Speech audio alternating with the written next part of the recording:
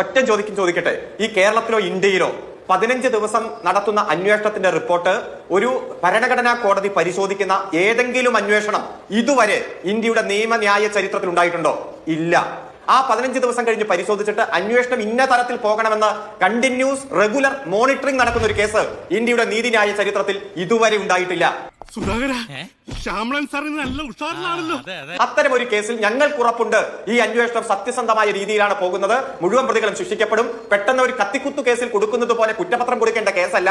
സാങ്കേതികമായി നിരവധി റിപ്പോർട്ടുകൾ വേണം. ഈ കൊണ്ടുപോയ സ്വർണം അത് ശബരിമല പാളിയിൽ നിന്ന് തന്നെയാണോ, അത് തന്നെയാണോ കൊണ്ടുപോയി ഉരുക്കിയത്, വിറ്റത്, അതിന്റെ എല്ലാ പരിശോധനയും നടത്തി ഫോറൻസിക് റിപ്പോർട്ട് ഇല്ലാതെ ഒരു ഇടക്കാല കുറ്റപത്രം കൊടുക്കാൻ പറ്റുമോ?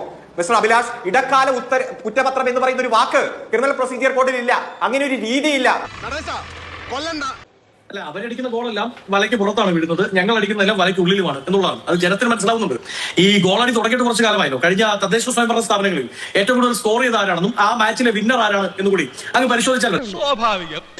അരുൺകുമാർ പറഞ്ഞത് ഇതെന്തോ SIT രൂപീകരിച്ചതും മറ്റുമൊക്കെ ഇന്ത്യൻ നീതിന്യായ ചരിത്രത്തിൽ കേട്ടിട്ടേ ഇല്ലാത്ത കണക്കിനാണ് എന്നാണ്. പക്ഷെ അങ്ങനെ അല്ല. നമുക്ക് ഏറ്റവും പ്രധാനപ്പെട്ട ഒരു കേസ് ഞാൻ ചൂണ്ടിക്കാണിക്കാം. സെപ്റ്റംബർ 2025 സുപ്രീം കോടതി മുൻ ജസ്റ്റിസ് ചെലമൈസറിന്റെ അധ്യക്ഷതയിൽ ഒരു SIT രൂപീകരിക്കുന്നത്. എന്തിനാണെന്ന് അറിയാം? ഈ റിലയൻസിന്റെ മന്ദാര കേസ് ഉണ്ടല്ലോ, അതുമായി ബന്ധപ്പെട്ട് 10 ദിവസത്തിലാണ് റിപ്പോർട്ട്. സീൽഡ് കവറിലാണ്. മാത്രമല്ല, അങ്ങ് പറയുന്നത് പോലെ ഈ ക്ലോസ്ഡ് കോർട്ടിലാണ് അത് കേൾക്കുകയും ചെയ്യുന്നത്. അങ്ങനെ ഒരുപാട് കേസുണ്ട്.